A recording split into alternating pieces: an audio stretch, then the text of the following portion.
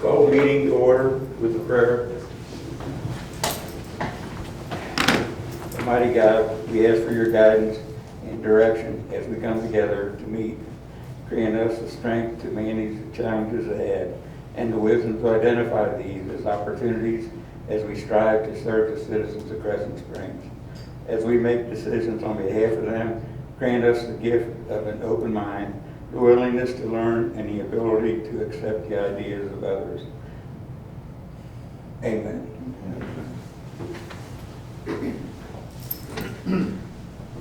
Pledge allegiance to the flag of the United States of America and to the republic for which it stands, one nation, under God, indivisible, with liberty and justice for all.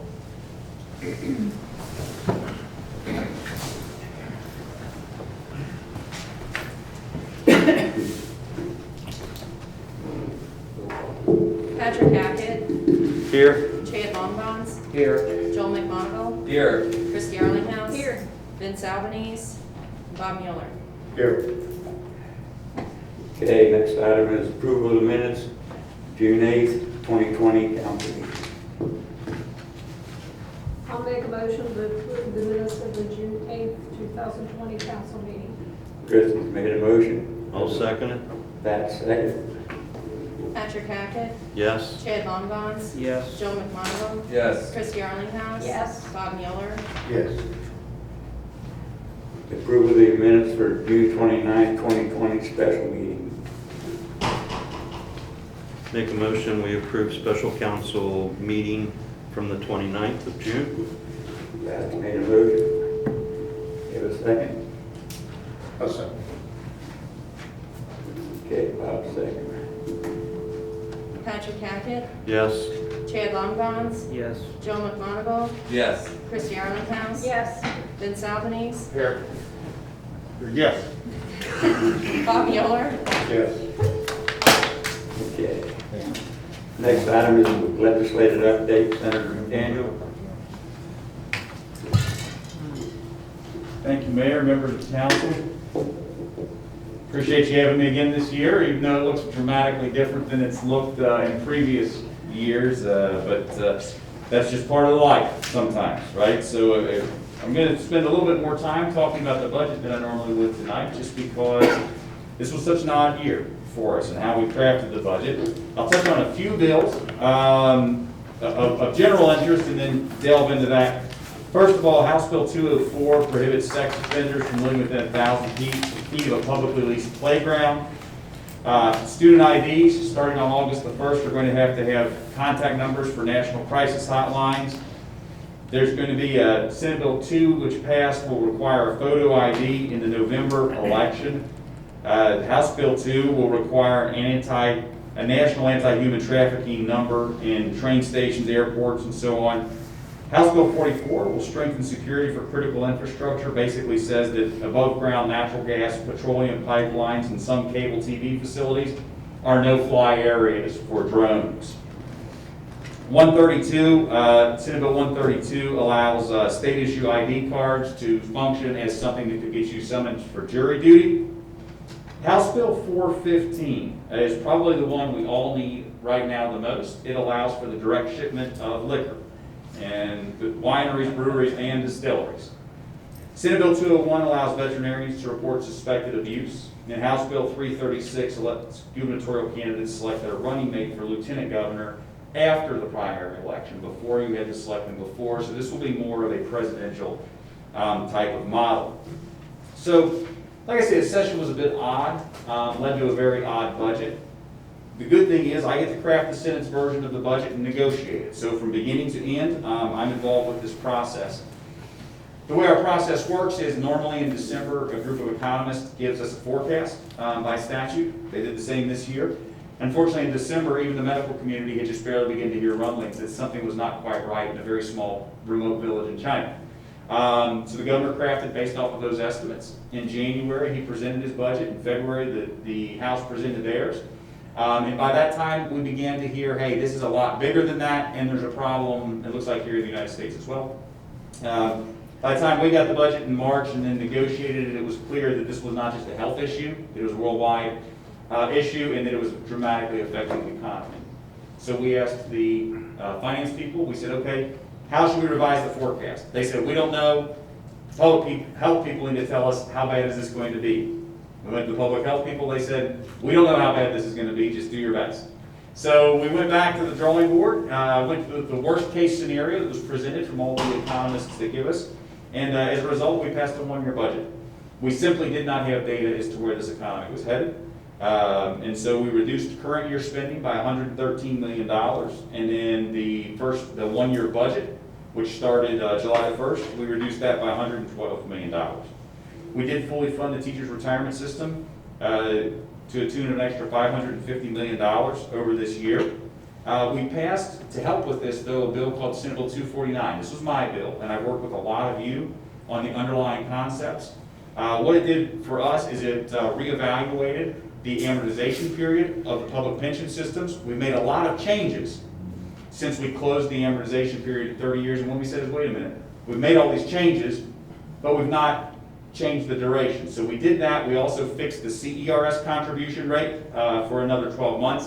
One of the things that I like best about my job is I get to work with everyone, and I always talk about if we all work together, we deliver better government, and this was a good opportunity for me to really do that as we negotiated this budget.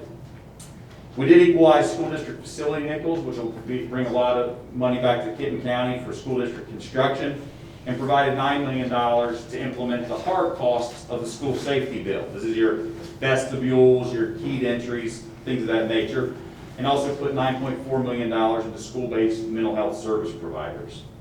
Now we did, for beginning August the 1st, we have an excise tax on vaping products, which is $1.50 for closed vapor cartridge and 15% for open vaping systems. So that's what you might hear of as juuling. We also extended the state tax filing deadline to July the 15th. On the fire and ambulance side, we implemented a ground ambulance provider assessment. This was requested by the fire districts. It's a really interesting mechanism dealing with federal Medicaid drawdown and how it's actually billed, which will result in additional revenue to the ambulance providers locally.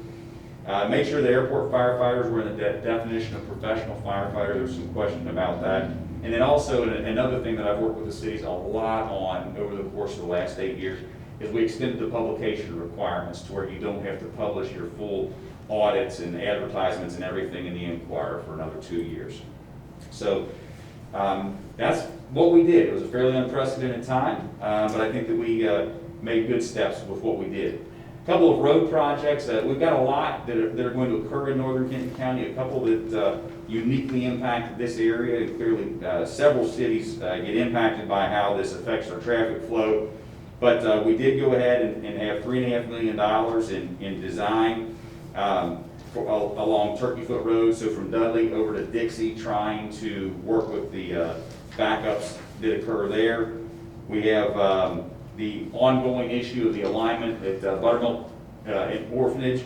We have enough money to get through the design and the acquisition of right-of-way at this point in time, so that should also alleviate a lot of strain on the system there. Now, there's a lot of rework on I-75, I-275, some of the things that have been ongoing for quite a while as well. But certainly the good thing is we got a lot of good source money in there. I was able to work with Sal Santoro from over in Boone County and have pretty good regional effort on trying to accommodate that. So we're sitting in a pretty good position regionally down in Frankfurt. Like I mentioned, Sal writes the road plan for the Commonwealth, so we're able to capitalize on that as we try to get more of that money back up here.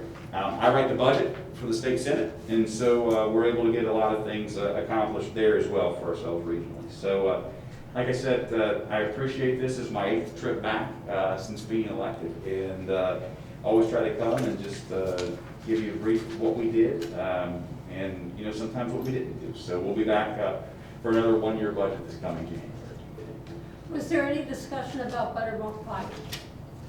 With all the development we've got going on in both cities, Delano Hills and Crescent Springs, we're going to be adding Fowler 2,000 more cars, 3,000 more cars to the traffic. Yeah, in particular over there at the monastery, and that is. Sanctuary, yeah. Right, and that's going to be a huge issue that we have to address. There's some, I would call them more preliminary conversations right now, but they are progressing, and I don't know where it leads exactly, because I don't know how wide we can actually get Buttermilk to accommodate this. It might be a matter of, what do we do to try to, bypass it? How do you get folks down to Route 8, maybe a little easier? I don't know the answer right now. We've got two But I do know that developments over on this side of town. One's, what's that called? The reserves? Reserves a better view, and then the condominium complex. Hillcrest condominiums. Hillcrest? Hillcrest condominiums. Yeah. That's gonna bring traffic on the Western Reserve, which is just a 2-lane road with telephone poles that are just inches from the roadway. Yeah, I run Western Reserve from the shop out and around in the loop, so I'm really familiar, yeah. We're gonna have a lot of constraints here that we're gonna have to work through. I think Western Reserve probably has more ability to be expanded easier than Buttermilk, right off my head, but, I'm in regular contact with District 6, and if we wanna set up a meeting to talk with them, just let me know, and I'm happy to, but they can come over here, or we can go to there, or we can come over to McBean. I think Mike's had a meeting with District 6, haven't you, Mike? We have, They all agree that there's a problem, but and actually, nothing's happening. George Ripperger did reach out to Sal recently, because he is in charge of the road plan side of things in Frankfurt, especially up for this area. And one of the discussions is on Buttermilk. Obviously, I don't know if you've noticed to the left and right, but it's really starting to take a hit. Culverts are starting to fall apart. They're starting to sink in. They're affecting the sidewalk. And when you get into these kind of work items, they become very expensive because there's quite a few of them on Buttermilk Pike. But we did have a group meeting about a year ago, George and I did, with the local region, that, everybody that we thought would be involved. And, we all are aware that we have to definitely look, moving forward, ideas to help alleviate the traffic that is coming. And it's here right now, actually. Right. And that's one thing we're trying to think about with, the new house project that's going in by the Wessels. We're trying to think, we only have one way in and one way out. So, one thing that George has been thinking about for years is trying to create another path in and out that could maybe alleviate traffic. Obviously, it's going to place it somewhere else, more than likely Western Reserve, or more than likely on Old Crescent Springs Road itself on Anderson. But we're looking at every viable option. It is time to get together again and have a meeting to discuss this as a region. I know Judge Knockelman, it's very important to him. He has talked about it for Camden County, getting together and obviously looking at the certain issues that are going on. But like the senator mentioned, the one big number one topic is I-75, just because that has become a danger and a big issue. Who's that? Mike, we The other talked, issue is Ken Lands Road.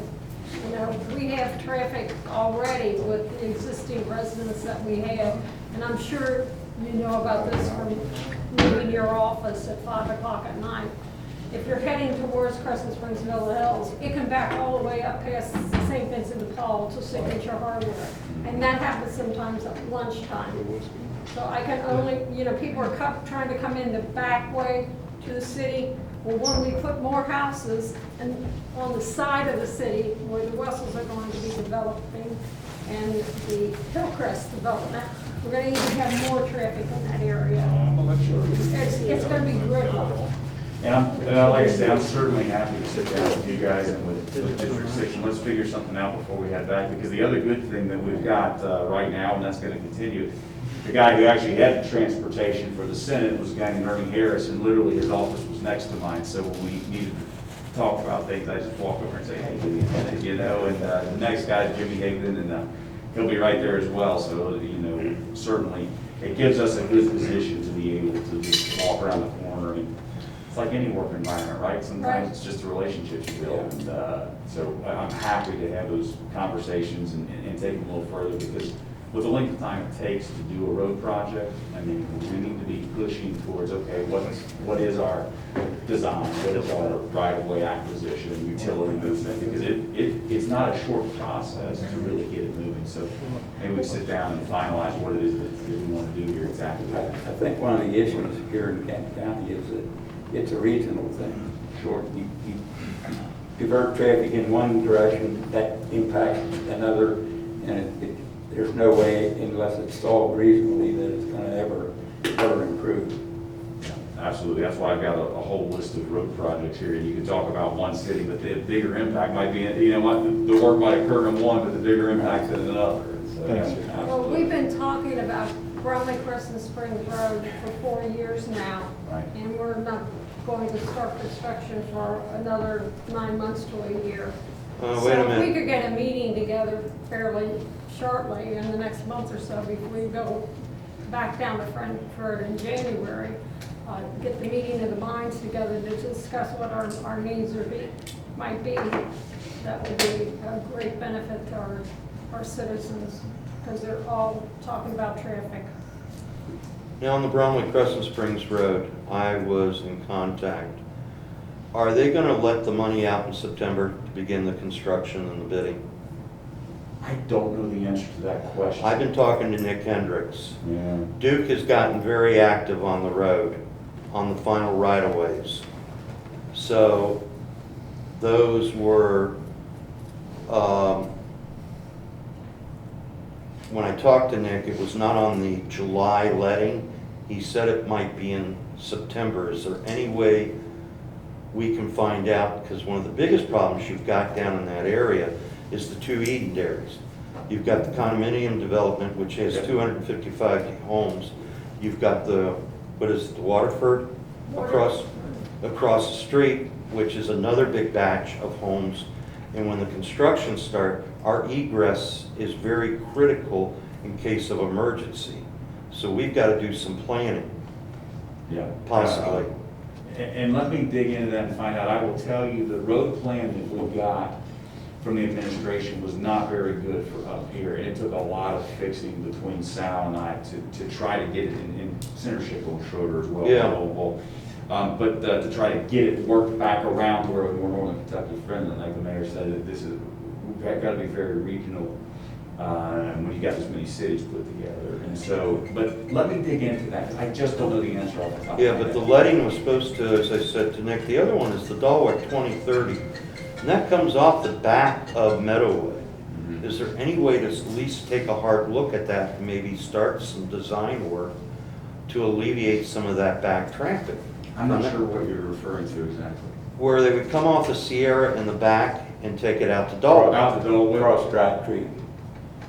And see, Yeah, I The know at one biggest- point there was a plan to bring a railroad through there. I don't know if there still is or not. the biggest problem in our city administrator and I, we went around, the biggest problem we have, and we've all taken these approaches, is there's gonna have, because of the topography of the area, and you're going from a 9 to a 14% grade, we're gonna need money to actually do it. No city can do it on their own. We attempted on Eubanks, and that became twice what we could raise in money to cover this. So it's gonna have to be county and state that really help us out. And that would eliminate some of the Villa Hills problem of another egress out. Right. Right.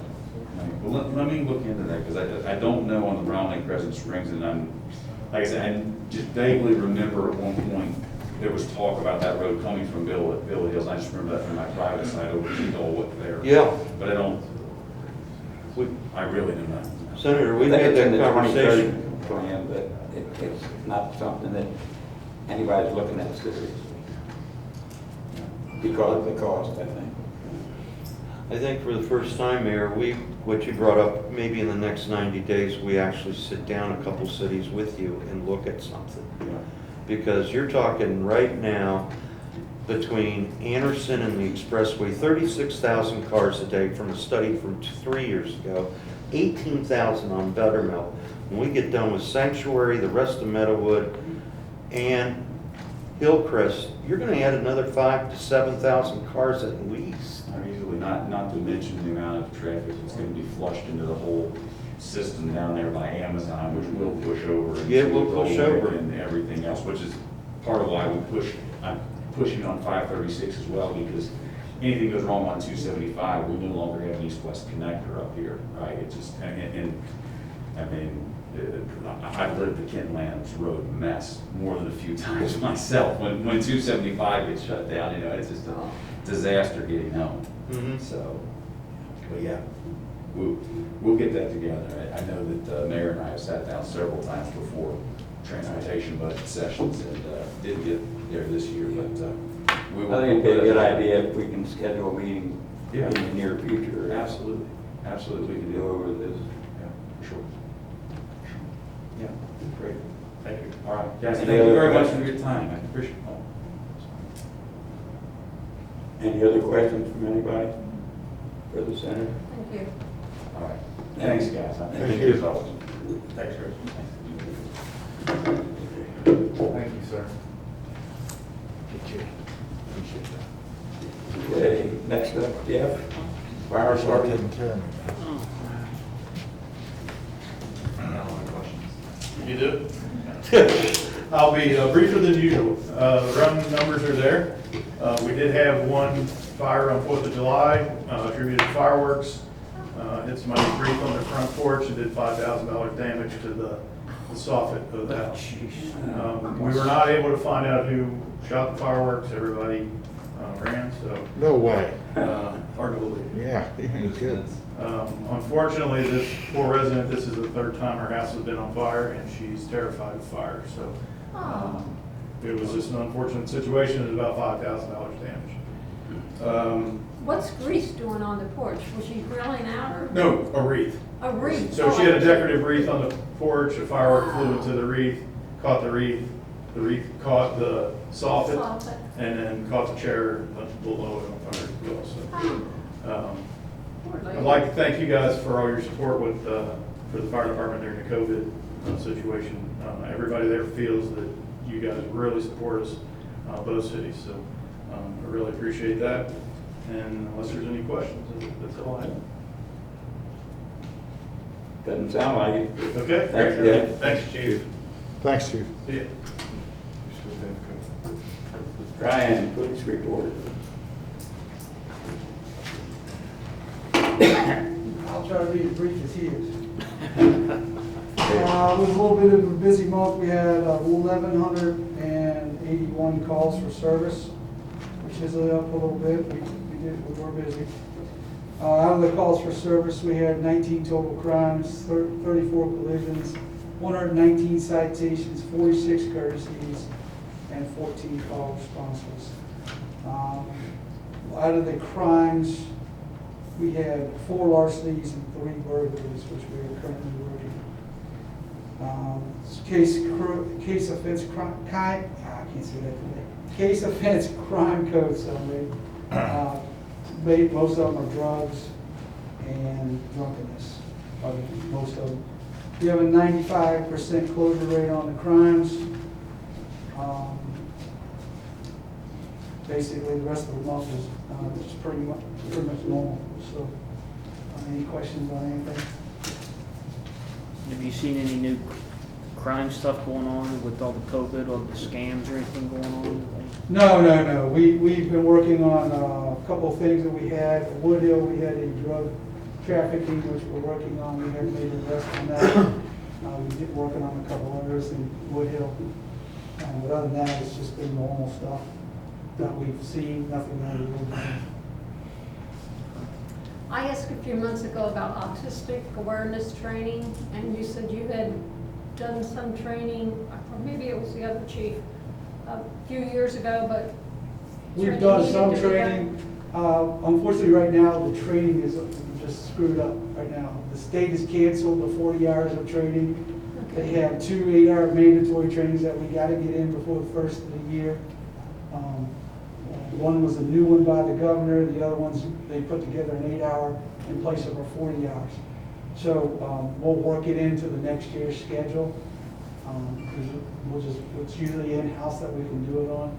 But we're trying to scramble to get all the training done because they canceled everything. Are you made aware by like families of individuals who have autistic children or No. in their, Not unless we get a call there, no. that nobody calls and says, you know? No, maybe the county has a way of knowing it, but we don't know it unless they call us. That probably, they can't really talk about that because it'd be a big HIPAA violation. Well, a parent could call and say, Oh, I yeah, want you to parent, know yeah. that I've got this autistic child in my, Yeah. you know, residence, and that they act up sometimes, That the like in parent a calls, yard. yeah. No, Yeah. unless we've been there, no. Like there's Wish they one would. gentleman that we have that he leaves home a lot, and we know him, everybody knows him, we give him the car, take him home. But other than that, no, Okay. really calls us on Thanks for the work you did putting together the response time data. it. I'm sorry. I said, thanks for pulling. Oh, no, together no, response time. I'm sorry, I can't hear it tonight. Is there any questions on the response time data? It's pretty self-explanatory, I think. Sorry, not about the response time. I do have a couple questions, but not about that.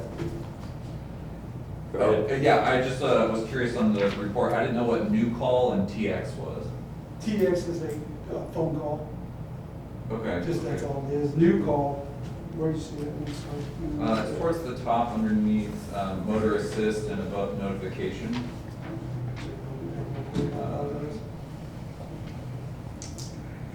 I don't know what that is, that's the first time I've seen it myself, so I'll have to look into it. I just think it's just a new call. TX is just a phone call. Gotcha. Okay, thank you. Okay, next, Brian. Thank you. Thanks, Chief. Thanks, Chief. Thank you. Mike, City Administrator's report. Thank you, Mayor Hartfield. I have 4 items I'd like to cover, just very briefly. The first one is on the topic of the firehouse planning committee. Just wanted to give everybody an update. We had our first meeting last Tuesday on July 7th here at the city building.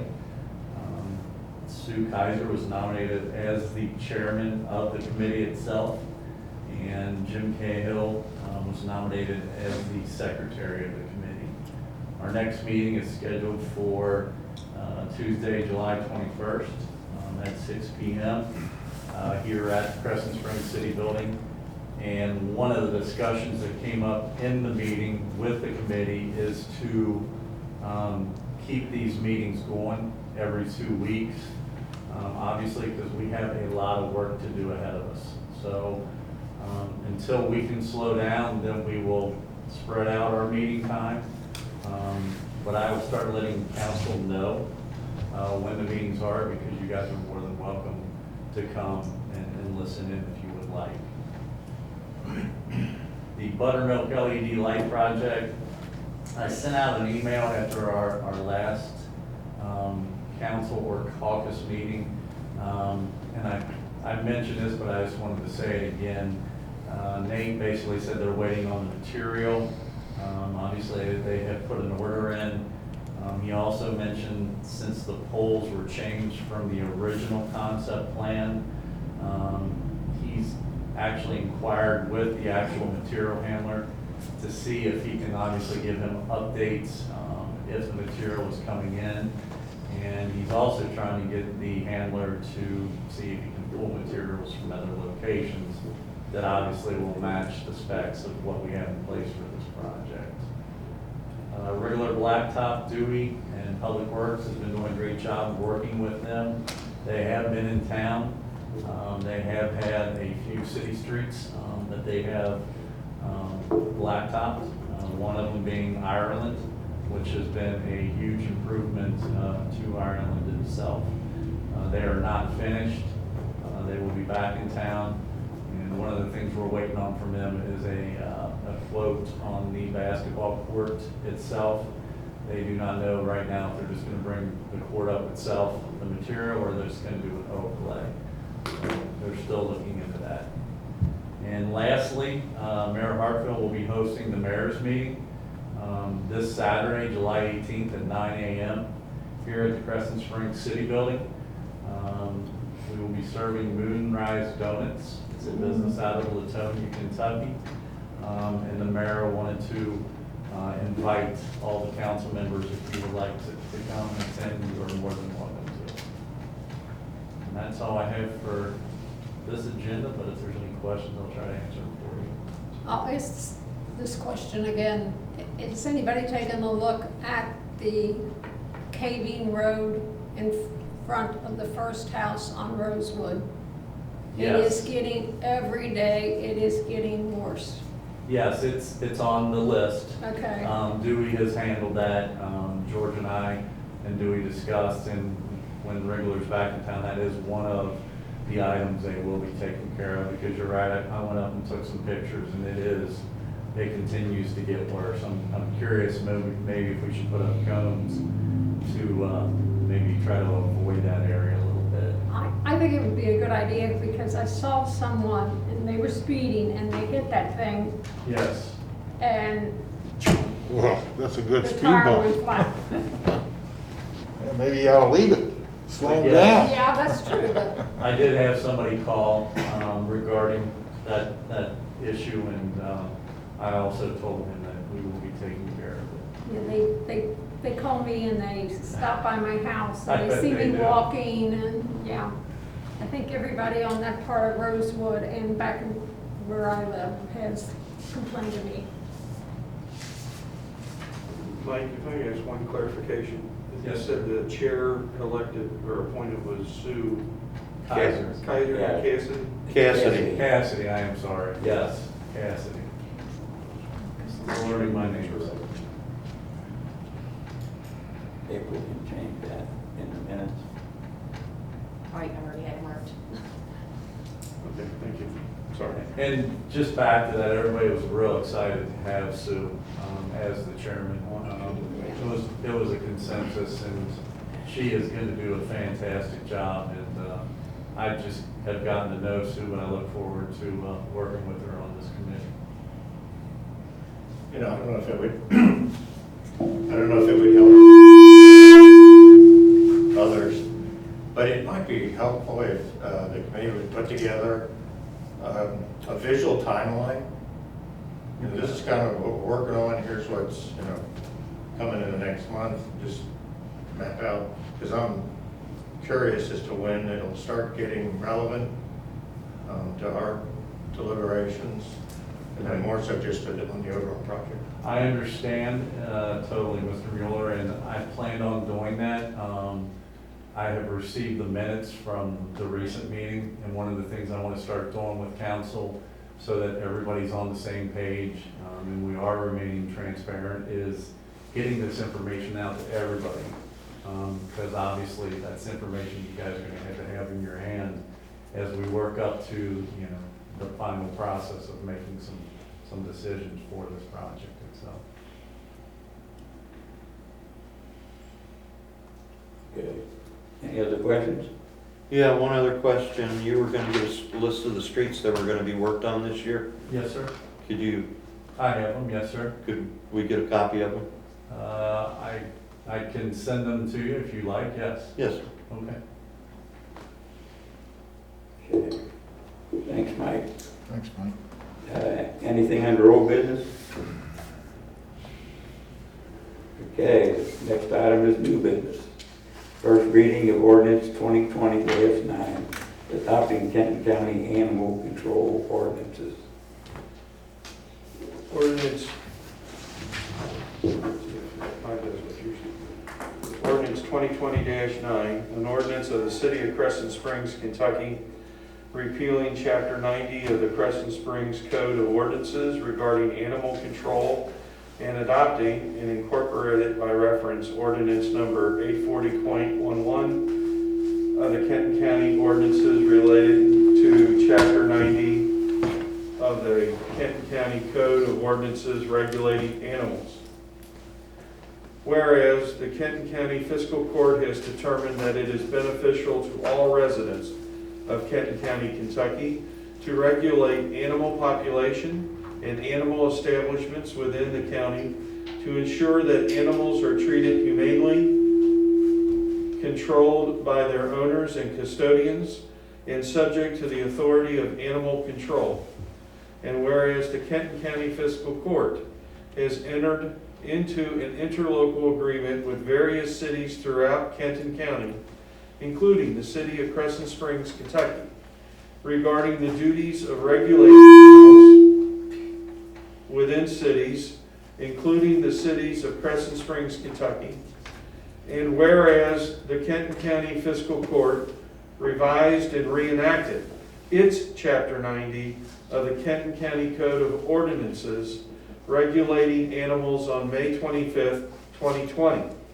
And whereas Kenton County has requested that the city of Crescent Springs adopt the exact same ordinance for the sake of uniformity and application of equal treatment to all residents, including to the residents of the city of Crescent Springs, Kentucky.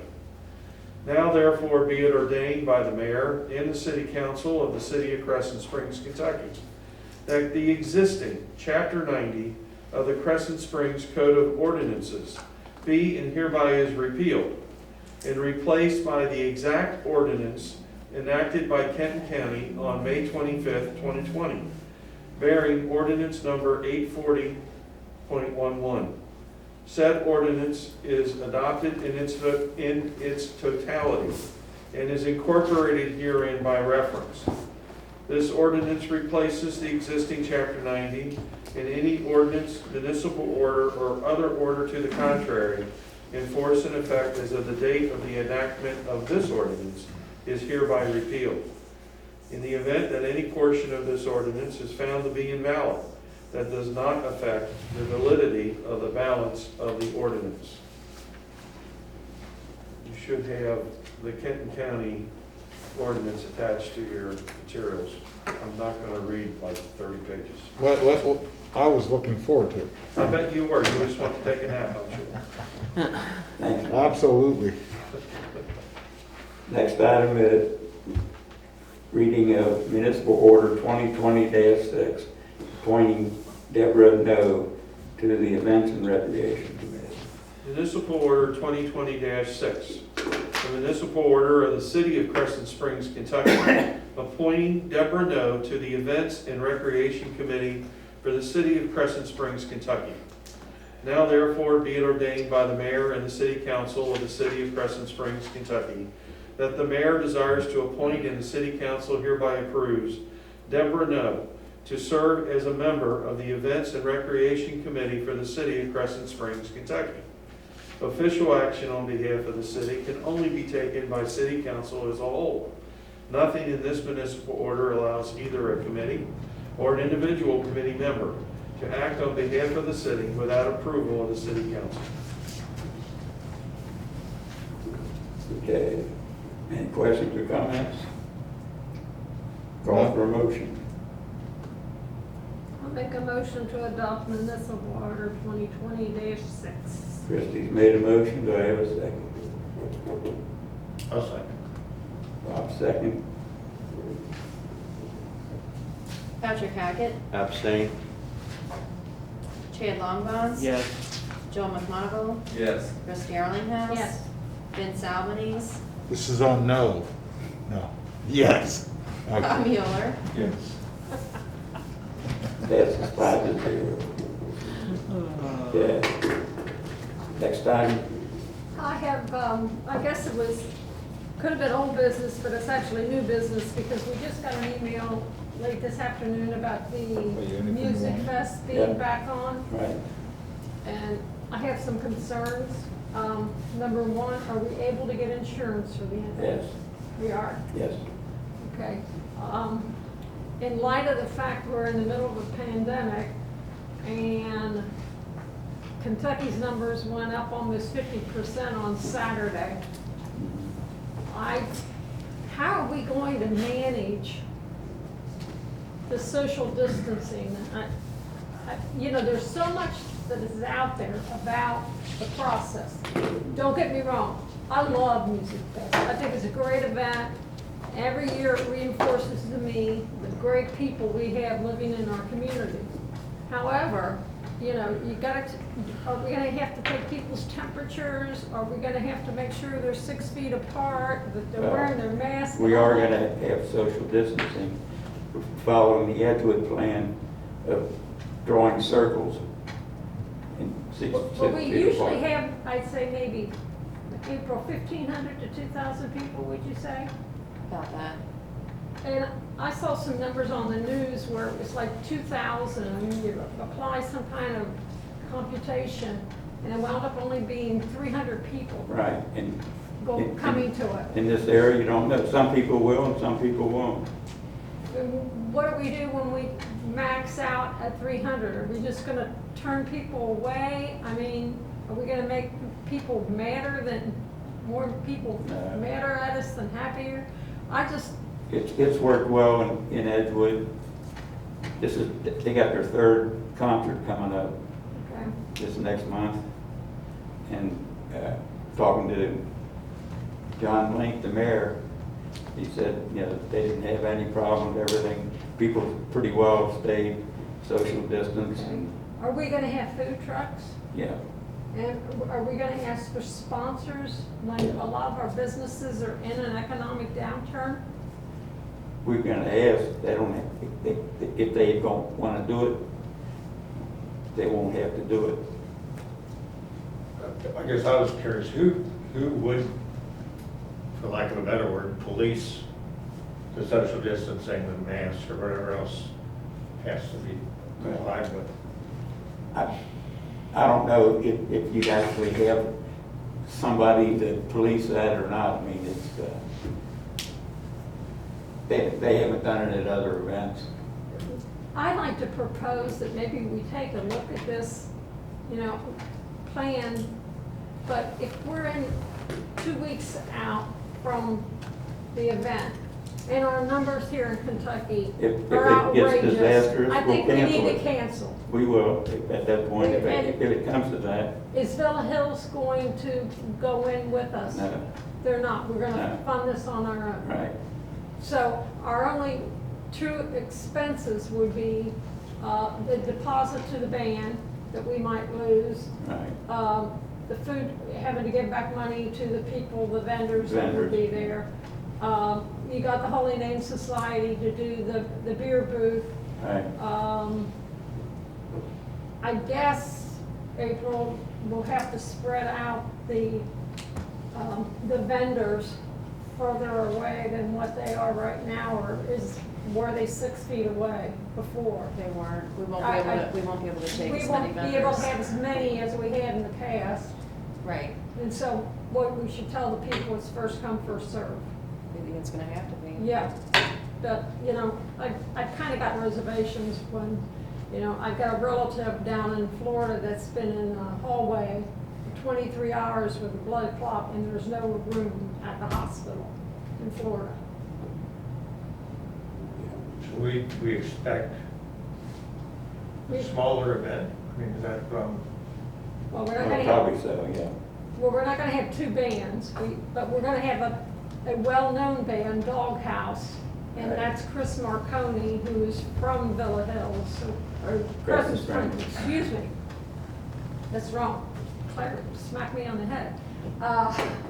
But, you know, I think it's gonna be we're gonna be hard pressed to keep it to the 300 number, if that's what the equation turns out to be. But we're gonna be turning people away. I think it's a wonderful idea, but with the uncertain times we have with COVID and with the economy, I hate going out to businesses, asking them, of course, they can just turn us down. I myself won't be attending. I stay away from crowds, Right. and I'm not for it. I just wanted to voice that. I don't know how other council members feel. Will masks be mandatory for people to attend? Yeah.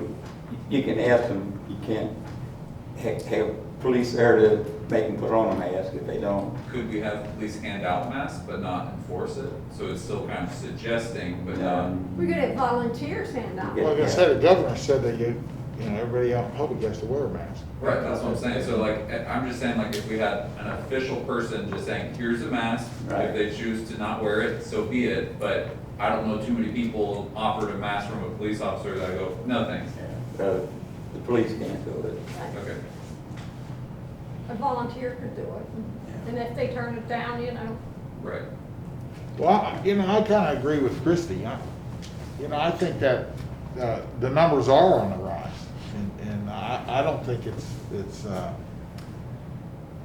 fiscally responsible of us to do that. I don't think that there's any way on God's earth that you're gonna control anybody staying 6 feet away. When the band's playing, everybody's gonna be around there. I don't care how far you spread the vendors out, people are gonna congregate right there. And nobody, I shouldn't say it that way. We as a society in America are not responsible, and they're gonna congregate. Every in Florida, because they congregate, they got it bad. Arizona, Texas. I think that, I agree with Ricky. I think it's something that we ought to cancel, personally. Like I I said, love the 3 other idea. cities are having it, St. Joe's is gonna have it. Well, St. Joseph's having their festivals? They're canceling the festival. They are have a- canceling the a festival. Concert. well, yeah, but St. Joe's did away with the festival, and all they're gonna have is a small concert. And there again, I think that, there's gonna be a flood of people there, and Yeah. I think that who we're putting in danger mainly are the younger people, because that's who's gonna flock to those things. So, that's my opinion, You're gonna have a band, and you're gonna get people drinking, and they're gonna be Right. up and dancing, and they're not gonna be socially distancing. And we don't have any ordinance against social distancing or wearing masks. So how are we gonna enforce it? So somebody can be there, an elderly couple with their grandchildren, wanting to have a good time for the evening, and they're exposed to it. I just feel very uncomfortable about it. I love Music Fest, and any other time, I'd say, let's go for it. Let's make it as big as we can. Maybe we need to reconsider Christmas in the Park. Since, everybody's still getting it, we're not in the second wave, maybe the second wave is gonna hit in March. Nobody knows about this crazy virus, no one. Right. People get their toes amputated, it damages every one of their lungs. I guess I'm an alarmist, I just am against, but I'm interested in hearing how other council members feel. Chad? I'm still watching the data, and when it happens, I still feel like we're gonna have to wait as we get closer to Music Fest to see what the data's gonna show. That's what I've said. I mean- If the data gets worse and it comes down to that, we'll cancel it. 2 weeks before? Yeah. Okay. Anybody else? When is Music Fest scheduled for, what's the date? September 19th. Yeah, third Saturday in September. I think we give it some more time, and as we get closer, let's watch the data and see what happens. And we may have a hard time getting volunteers, because we've had, I'll get them. okay, you'll get them, okay. Yeah. Yeah, I'd say it sounds like the mayor has looked into financially how if we were to cancel it last minute, that it would still, yes, it would be a loss, but at least not to the extent that I think having a festival and it go poorly. So I feel like it's still an opportunity to have community, but at the same time not, because leaving it go for another month before we cancel it, I don't feel is that detrimental at this time. I would like to have the fire chief here to hear his take on it.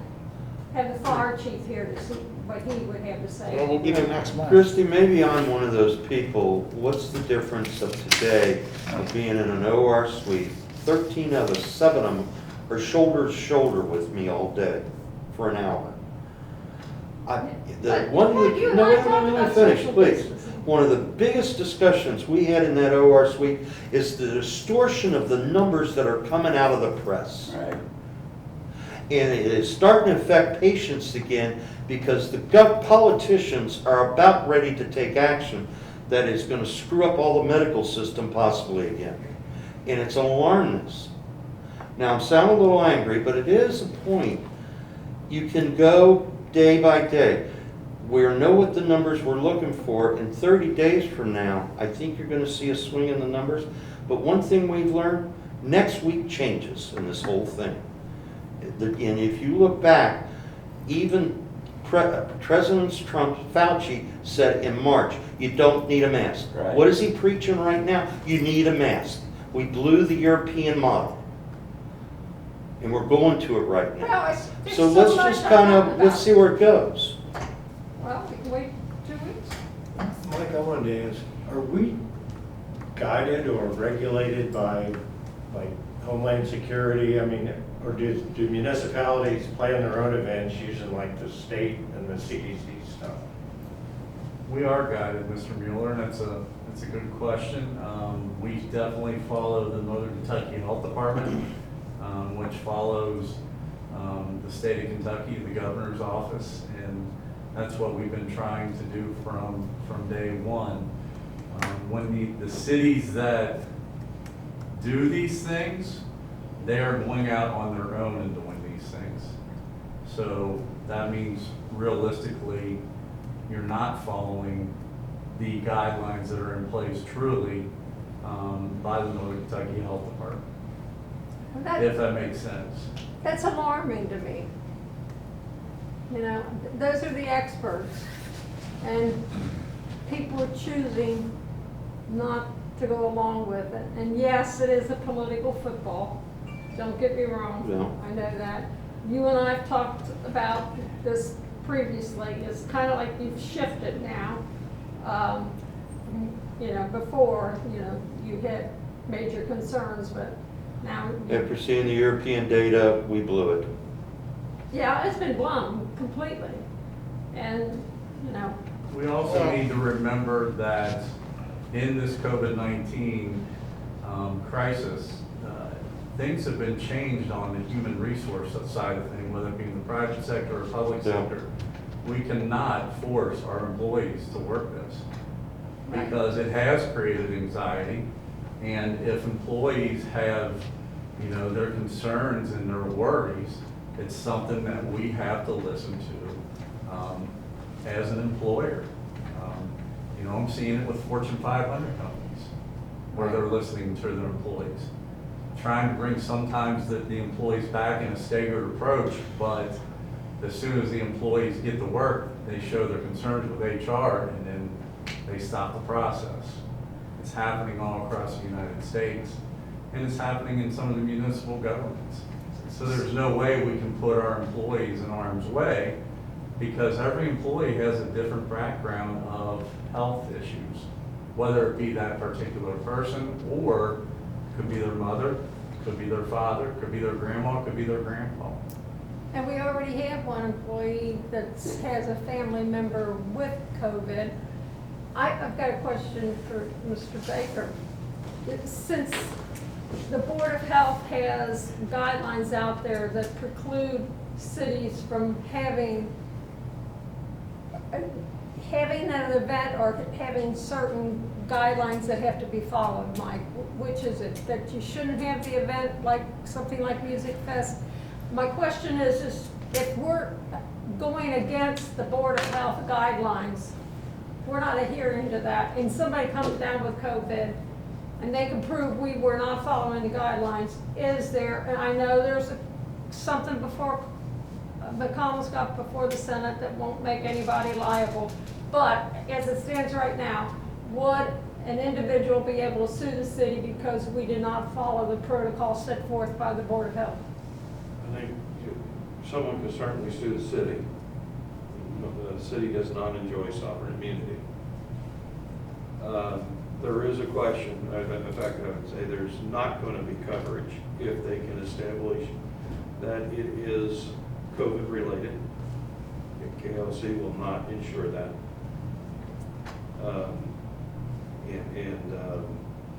But they're insuring a normal event. They But will if somebody falls and insure breaks their leg, yes, if a non-viral related incident occurs. I don't know how a person could prove that they got COVID at the music fest. That's like saying I got COVID at Kroger's or Remke's. How can you prove that? well, they do tracing on back and they can tell, I think, where some of this started from. I don't know, you know, I think if it's a big outbreak, they can do that. If it's only one person, probably Well, not. bottom line is, we do have time. I mean, you know, and I don't know why, but for some reason I thought it was next month. So, you know, it's in September, so we do have time Yeah. to watch the numbers. So let's watch the numbers and see what Sounds like happens. we got time to watch the numbers. Sounds like someone's done some budgeting. But I'm leaning towards, let's find out what those guidelines are. And that would be my request, is that the committee, I guess, that's how we're working on this, measure what we're doing versus done. In the meantime. Another concern I have is there's all kinds of ways of getting in there.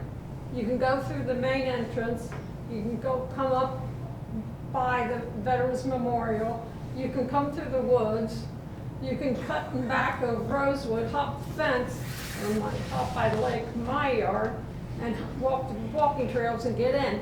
You can't contain who's coming in. And isn't there a requirement that you have to keep, or maybe this isn't so, a list of names and addresses of the people attending the event? No. No? I don't know how you do I don't know that. Well, how you do that's- that with any event. I think there's some states that require that people are saying, or it's impossible to do. I didn't know if that was part of the guidelines for the Board of Health or not. No. I'm not trying to be difficult. I just want to make sure we're exploring everything. Well, and I agree with that. Yeah. One thing, go ahead, Vince, I'm sorry. I was just gonna say, I agree with that. I think Bob's got a valid point, Christie's got a valid point. I think we ought to look into everything and, you know, next month we can come to a census of what is best for the city and the city's, you know, people. Let's watch the numbers. and see what Yeah, happens. you watch the numbers and then make sure that, you know, what the health, I think Board we're going to have to says and all determine that. how many people can we contain in that park with social I mean, distancing. can we sit here and move forward with the music fest, get the band scheduled, but then if the No, numbers yeah. start going up, cancel the in-person event, but then may possibly keep the band, but stream it on the internet so people can still enjoy it? Good idea. I mean, just, Would we have to have a camera crew come in, I guess, for that? possibly, I don't know. We would need vendors.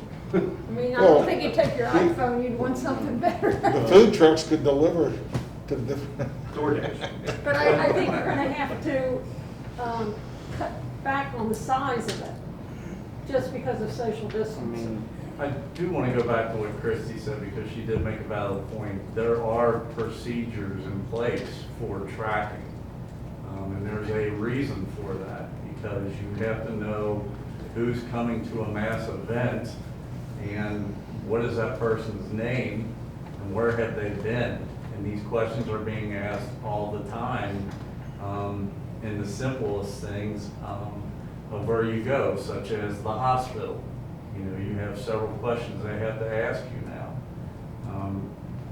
If we are going to move forward with this idea, I do recommend that we do not be the people that cook the food.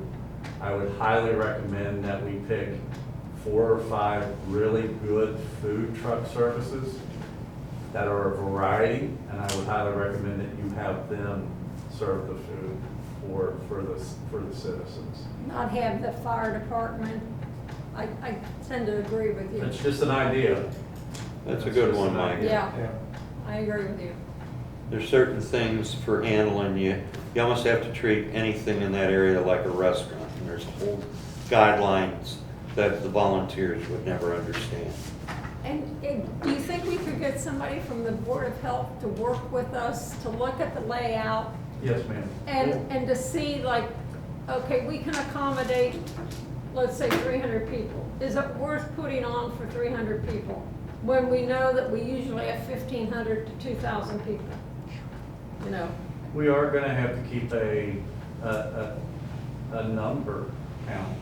And Christie, you are right, there's a lot of avenues to try to get into that park. We're gonna have to try to centrally locate the entranceway and the exitway to where it's one spot. right? Now, I know other cities, just because I've been trying to educate myself, that have moved forward with events, have an approach where you have to call in if you're gonna come to the event itself. So make a You reservation. make a reservation, yes, ma'am. That's a And lot of then, work. like the mayor said, the city of Edgewood, City of Independence, they are following the recommendations that they've been given by the Northern Kentucky Health Department, and that's obviously staggering out the area around the park to where you're able to watch the band, listen to the band, but you're doing it in the 6 feet rule, obviously. And to be honest, Joel, the question you had, if you don't have a mask, you don't get in. Bottom line. You have to have the mask, you have to have the 6 foot distancing. And we definitely are gonna need to have a plan in place to make this work. Mike, isn't it coming, if this keeps up, there'll probably be something passed like seat belts or more restrictive to everybody has to wear a mask? That's a question I can't answer for you. That was something for Senator. Yeah, maybe it should have ask been for you, because however, this that's is not- about the only thing that's that not really something works. I can answer, but I can tell you, I've taken part in a lot of webinars in the last 3 months on the COVID issue, and it's been locally also with the county administration, Judge Knockelman, Dr. Sadler with the Northern Kentucky Health Department, and St. Elizabeth CEO. And they've been some very good webinars, and my hat goes off to St. Elizabeth and the Northern Kentucky Health Department because they've done a fantastic job in guiding the counties through this. And obviously Kentucky Homeland Security, Kenton County, Steve Hensley's group, they've been fantastic too with supplying us with the items we have here with PPE and the signs we see out and about. But this is definitely something we need to take serious. And this is definitely something we really need to critically plan for if we're gonna move forward with it. And- Even if it is a ban, because Mr. Mueller brought up a great point. You're bringing, or somebody did, Vince, you're bringing in you might be bringing in a lot of young people. What's the demographic of this band? Is it young? They play 70s, 80s, and 90s. I think they do. Well, that'd be And may old. I comment, I think you've done a great job of keeping us informed with the daily emails and the things that you've gotten I from appreciate the, it. I don't mean to bombard you guys a no, lot, the but. more information, the better. And Right, I I know. sent it out to citizens and things like that when appropriate. But I just don't want us to get any backlash on this, like, you know, Yeah. oh my God, you know, Kent County's restricting school days, but, you know, Crescent Springs is having this big old music fest. It's like, why are we wasting taxpayers' dollars in the midst of the pandemic? I'm playing devil's advocate here, but it's something, you know, there's gonna be some people that'll complain Well, about it. Christie, I don't care what anybody thinks about us. As I said, Christie, I was in surgery today, 7 people next to each other. We know this is the most important I don't care thing. what anybody thinks about We us. can't transmit. Right, and you're all medical professionals, but you've got people with them down like this. No, You- yeah. Not Yeah, I know what in you mean. surgery, but you know, you see them in Kramer's, you see them in the grocery Supposed to stores. get behind the- You know, some people got them on half-assed, some people got them on right, some people don't have them on at all. It was kind of cute today. One of the residents came in and she had a ponytail hanging out of her hat. And the nurse threw her out of the room until she got that all squared away. That's how tight the regulation is to Good. be sterile maintained. But I think we need to really take a look at the guidelines and have somebody from the Board of Health work with us and see if we've got enough space to have an event with an adequate number of people and maybe explore, I think it's, Chad, you had the idea of broadcasting it on the, on Like Facebook. Facebook or something Yeah. like that. If we only can have 300, then broadcast it on the Facebook web. Maybe wait 2 weeks before the event and see what the numbers are then. I think it could be a lot of work for nothing. Did everybody get their say? Sounds like it. Okay. Need a motion to adjourn. I make a motion. I'll second it. All in favor? Aye. Meeting adjourned.